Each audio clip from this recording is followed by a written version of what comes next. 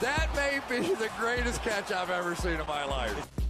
Okay, I am sure by now the majority of y'all have had the chance to head over there to Patreon, check out our updated 2022 Dynasty Fantasy Football rankings. I want to go through, talk about a lot of players that are moving up those rankings based on their performances this season, based on what they were able to do at the end of the year. Now, I'm not saying you need to go through and trade for all these players, because on this list, I mean, everybody's going to know, yeah, these guys had a great year. These guys are moving up everybody's rankings. So it's going to be a case-by-case scenario on the given player and the context behind them, and if we should be going, if we should possibly be buying high or maybe even selling high on a few of these guys. But of course, before we get into it, please go down there, drop a like on the video for whatever reason you have not already. Subscribe to the channel only if you play Dynasty Fantasy Football.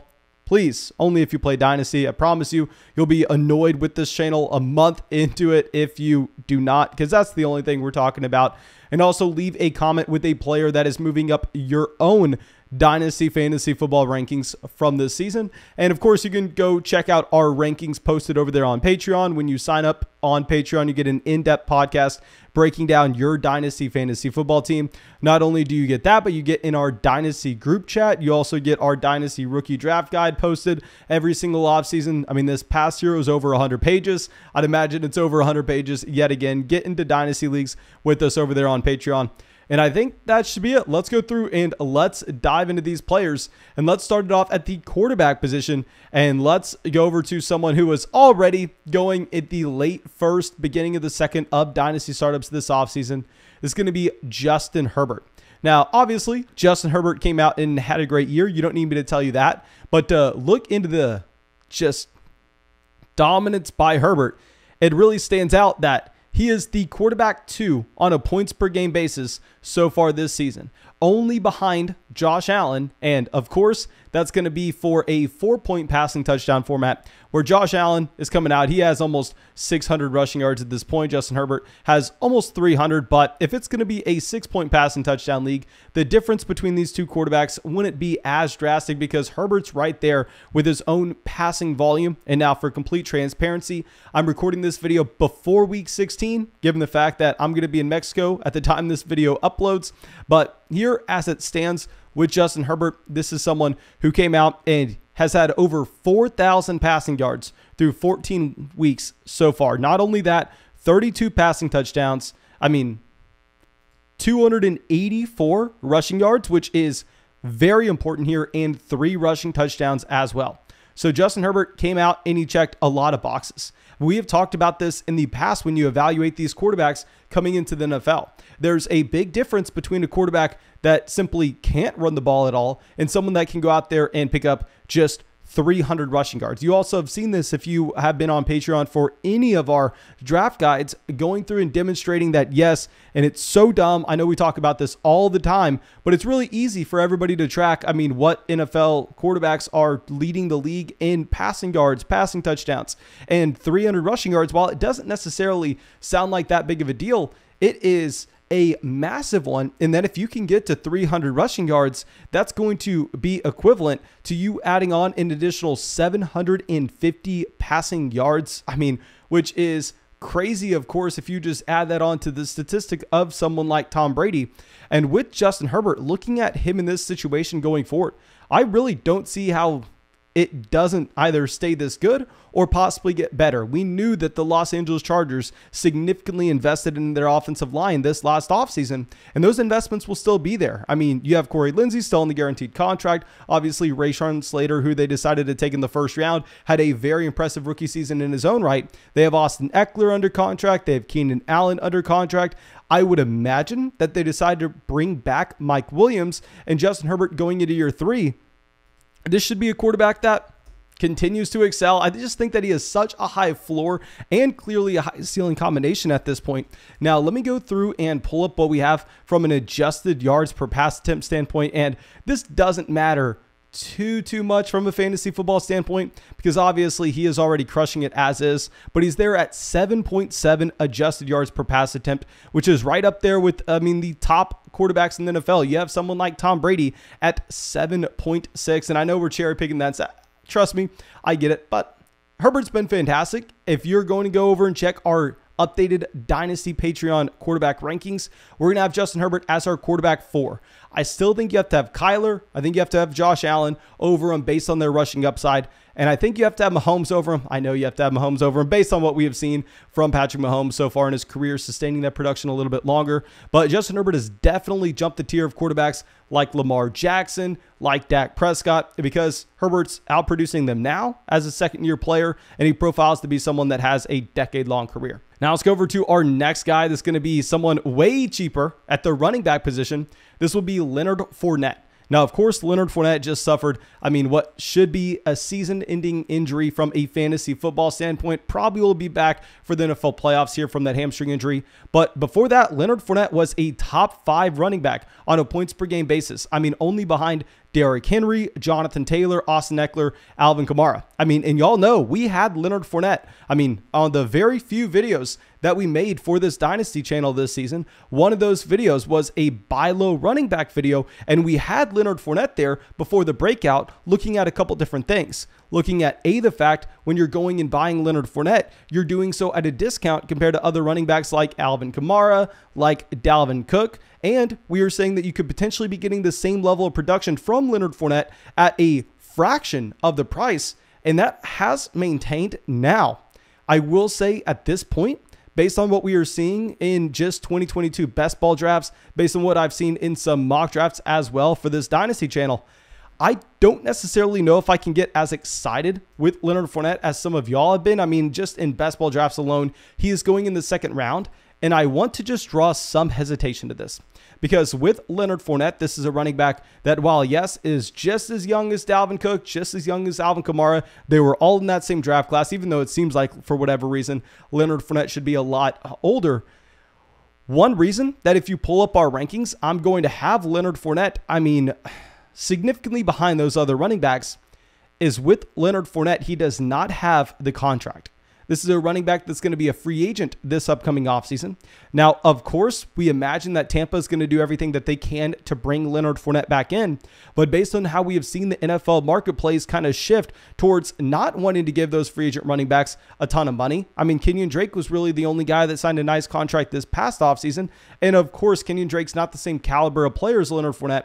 But I'd be very surprised if Fournette gets guaranteed money for this season and the following. And I know that's crazy to say, but if you look at that Derrick Henry contract, Derrick Henry's contract is essentially already out of guaranteed money. And of course, they're bringing Derrick Henry back in, but that has to start bringing up some red flags for you as soon as one of those running backs does have a fall off year, which happens really quickly. Look at Le'Veon Bell, look at David Johnson, look at Todd Gurley. The pinnacle of the top 3 running backs in fantasy back in 2017. That fall off happens rather quickly. And if you don't have the guaranteed money on the contract, like you do see with some of those other running backs that are in that same range, say right now, Leonard Fournette and Ezekiel Elliott. Of course, Fournette had a way better season here, but we have them currently ranked back-to-back in our Dynasty rankings based on the fact that if you go over and you look at the Ezekiel Elliott contract in Dallas, he's guaranteed to have a role in that offense over the next 2 seasons, where it's really hard to know exactly what we'll have with Leonard Fournette. So I would say if we can go over and if we could say pivot from Leonard Fournette and get to someone like David Montgomery, I actually would do that from a Dynasty fantasy football context, because Montgomery still on his own rookie contract. And y'all know I think that's so damn important at the running back position. And speaking of a running back that is on his own rookie contract, someone that, kind of fizzled out near the end of the year, but DAndre Swift. Now, like I said, recording this before week 16, hopefully we get DAndre Swift coming back in. Hopefully DAndre Swift is able to have a strong finish to this season. But, we haven't really seen him over the past month. It doesn't matter for me. If you pull up our Dynasty rankings right here, we are going to have DAndre Swift as our running back 3. He was one of our top candidates to be drafting aggressively in Dynasty drafts and in redraft leagues last offseason. And the reason for this is if you go through and you look at DAndre Swift, this is a running back that, profiled to be Aaron Jones, profiled to be Alvin Kamara, something that we have talked about over and over and over again, a running back that isn't going to be able to come out and see every single touch out of the backfield, but he will see every single valuable touch out of the backfield. And this is exactly what you had with DAndre Swift this season, being a part of the worst I don't want to say the worst offense in the NFL, but close to the worst offense in the NFL for the Detroit Lions. Now, if you're looking at a points per game basis, it's going to be a little bit skewed because with DAndre Swift, his final week in week 12, he had 3 touches before getting injured. So I actually want to remove that week to kind of get a baseline of what we had from DAndre Swift this season on a points per game basis, which was 18.6 points. And if we're looking at a season-long standpoint of what 18.6 fantasy points brought, that actually made him the running back 5. I mean, right where Leonard Fournette currently is sitting, only behind Kamara, Eckler, Jonathan Taylor, and Derrick Henry. And with DAndre Swift at the same time, this is an extremely young running back that's on that rookie contract that should only continue to improve, and his situation has to improve. Now, I know with Detroit, they're cursed. They're a very bad organization, and I'm never saying that this offense is going to become above average. Nope, that's not going to happen. But what's possible is maybe this offense just takes a slight improvement, knowing that they have multiple first-round picks this upcoming draft. One of those could potentially be in the top 3. One of them could potentially be number 1 overall. And if that's the case, I know they're probably not going to be able to find a franchise quarterback in this draft, but maybe they decide to trade back. Maybe they decide to pick up additional pieces to the offensive line. That's already a pretty strong offensive line. That's probably the strong suit of this team. I think DAndre Swift could be on the up in Detroit, and he's going to be my dynasty running back 3 here, given the situation and the player that he is. And now let's go over to the wide receiver position, and let's talk about Deebo Samuel, a player that I honestly think that we should be looking to go through and sell. Now, with Deebo Samuel, I want to be the first person to admit I missed on him this last offseason. I ranked Brandon Ayuk over Deebo Samuel. There were a couple of different reasons we did that. I mean, primarily being going against our own advice and thinking that we were smart enough to predict an injury. And of course, that's something we talk about all the time that you can't do. We talk about it all the time that people that playing Dynasty, playing Redraft want to be able to be aggressive in going through and labeling guys as injury prone, labeling players as a higher risk for injury than other guys. And that's something you can't do. I mean, you can do that with maybe someone like Will Fuller, maybe someone like Alshon Jeffrey, Deshaun Jackson back in the day, based on just repeated soft tissue injuries. With Deebo Samuel, I mean, we got over our skis. We made the mistake to do that. And with Deebo Samuel, another thing that we were looking at is the fact that if you look historically at his average depth of target, this is a wide receiver that we said it all the time. If you looked at his average depth of target, he was more of a running back than a receiver. That's happened over the past month. I mean, if we're looking at over the past 4 games here for Deebo Samuel, this is a wide receiver with 7 receptions. And if you're looking at his carries here, if my math is correct, 28 carries. Now, he has still been hyper productive. He does not have a single week this season with less than double-digit fantasy points, but he's doing that off of the back of touchdown volume. He has had 7 rushing touchdowns this season. He's had 5 receiving touchdowns. He's had 12 touchdowns in total so far through 13 weeks. I am telling you, I'm guaranteeing you that touchdown rate is not going to continue going forward. Not only is that touchdown rate not going to continue, but you're going to have George Kittle here. You're going to have Brandon Ayuk, and you are going to have target competition. To go along with all of this, while you know I am the #1 Trey Lance fanboy there is from a Dynasty fantasy football perspective, knowing that Trey Lance is stepping into an elite situation, knowing that he has that elite rushing ceiling, from a passing volume standpoint, I'm not confident to come out here and say that Trey Lance will be league average or better with the passing volume for the 49ers. I'm probably expecting Trey Lance to be similar to Jalen Hurts, just probably a little bit of a better version, and that he's probably going to average closer to 220 passing yards a game than he's going to average 300.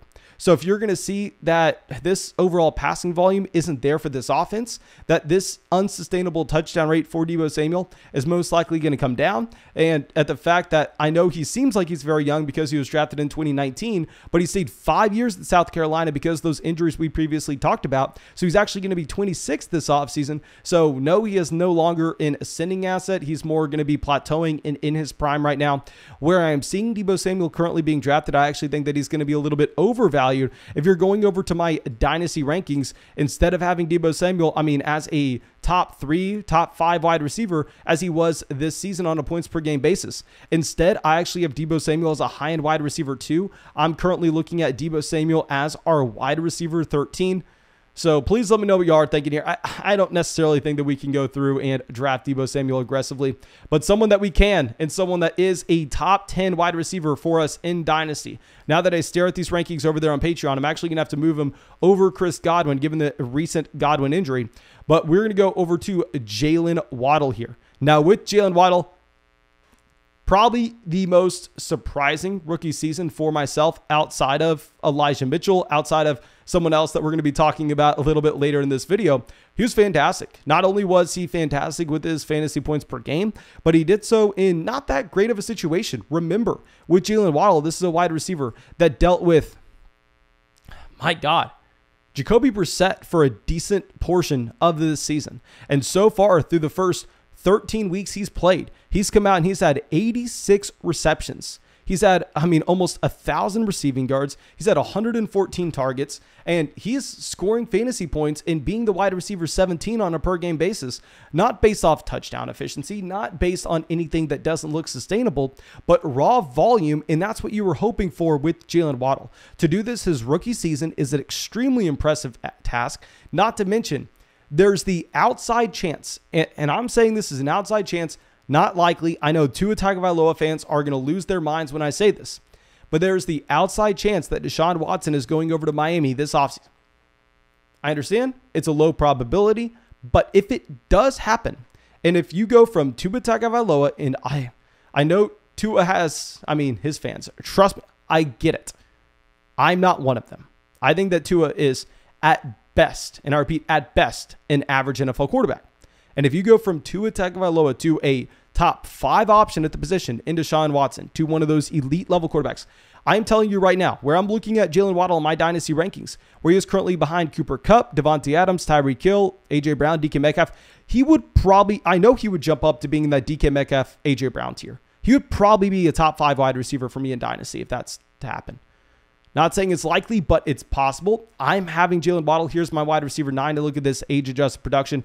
He was right next to Jamar Chase with his fantasy points on a per-game basis this year. Now, of course, we have Jamar Chase in that top tier. We don't have Jaylen Waddle there just yet because Jamar Chase was a significantly better wide receiver prospect coming in. But I think you can be very excited about what we had from Jaylen Waddle. And just a quick side note, I know a lot of people are probably going to say, Mason, what about Cooper Kupp? Mason, what about Jonathan Taylor? Are they going to be on this list? What do you want me to say? Jonathan, running back 1 overall. Is there anything else to discuss? Cooper Kupp, right there with Devontae Adams, right there with Tyreek Hill as an elite wide receiver for his current production. Not as young as what you'd have with some of those other options like CeeDee Lamb and Jamar Chase, however. Now, let's go over to our next option, and this is going to be over at the tight end position. Let's talk about Pat Freimuth here. Y'all know I was of the opinion you shouldn't be drafting Kyle Pitts where he was going. You shouldn't have been taking a shot on a rookie tight end as the Dynasty tight end 1 overall right away. I'll say if you look at our rankings now, we have it exactly how we did previously, where we have George Kittle, Mark Andrews, and Kyle Pitts in that top tier. Now, given the age, we did have to move down Darren Waller and Travis Kelce to the next tier. But nonetheless, with Pat Freimuth, he is surging up right now. This is a tight end that was incredibly impressive as a rookie. And, right there with Kyle Pitts, if we're talking about over the last month. To go through and look at what we've had in the second half of the season in weeks 8 through 15 on a points per game basis, you had Pat Freimuth, tight end 7, and you had Kyle Pitts. Oh, my God, I don't even see Kyle Pitts here. Yeah, Kyle Pitts, tight end 17. God dang. Looking at this as well, he's had 64 targets, 49 receptions, 422 receiving yards, and 7 receiving touchdowns. And you're going to have no Eric Ebron next season. Eric Ebron's under his last year in contract in Pittsburgh. Now, if we're looking at Pat Freimuth, because I don't necessarily think age matters as much at the tight end position as what you're going to see elsewhere, I think that I am still going to got someone like Dallas Goedert over Pat Freimuth, if we're going to be completely honest. Pat Freimuth has jumped players like Mike Gesicki. He's jumped players like Noah Fant. He's jumped Rob Gronkowski. He's jumped Cole Kmet. He's jumped Irv Smith Jr. He's jumped Hunter Henry. He's jumped a lot of players here. I think I would probably be selling Freimuth. However, I think it's going to be probably a pretty bad offense that Najee Harris takes a lot of those touchdowns in the red zone. I would prefer to have Dallas Goedert, who had a similar rookie season and is going to be in his prime, going to be the main option in his own offense. But let's go to our last player here. It's going to be Mark Andrews. And at this point, I think Mark Andrews has a very strong argument to be made to possibly be tight end 1 overall. As we discussed, I have Kyle Pitts, Mark Andrews, George Kittle, all in that top tier. They are all neck and neck. I mean, with Andrews, this was someone who had, a historical mark with his efficiency earlier in his NFL career. If you remember what he did as a rookie and a sophomore on a per snap basis, Mark Andrews was one of the most impressive wide receivers of all time, up there with Rob Gronkowski, Aaron Hernandez as per snap players at the tight end position. And he finally came out. He finally got the volume you were looking for this season. Looking at a tight end premium format where you get 1.5 points per reception to the tight end position, Mark Andrews was the tight end 1 overall this season with 122 targets through 14 weeks so far, 85 receptions, over 1,000 receiving yards, and 8 receiving touchdowns at the same time. So Mark Andrews is doing this off of volume, not touchdown efficiency. That's what you love to see. I mean, you can always point out the tight ends that, are unsustainable with their touchdown rate. That player this year, probably going to be Dawson Knox. The player last year was actually Robert Tonyan. And here with Mark Andrews, that's not something you have to worry about. I mean, his touchdown rate is less than 10% at the tight end position. I'm fine with that. This looks like it's sustainable production going forward. Of course, you should have Hollywood Brown. You should have Rashad Bateman continue to increase their own roles in this offense. But Mark Andrews looks safe. He looks safe to go as a top 3 tight end, possibly for the next 5 seasons, as he is only 25 years old. And now, of course, thank you all so much for coming out, checking out this video. If you have not done so already, please go down there, drop a like, leave a comment, letting me know any players that I may have missed. Subscribe to the channel only if you play Dynasty Fantasy Football. And I think that should be it. Really hope you have a great day and really hope we get to see you out with the video tomorrow.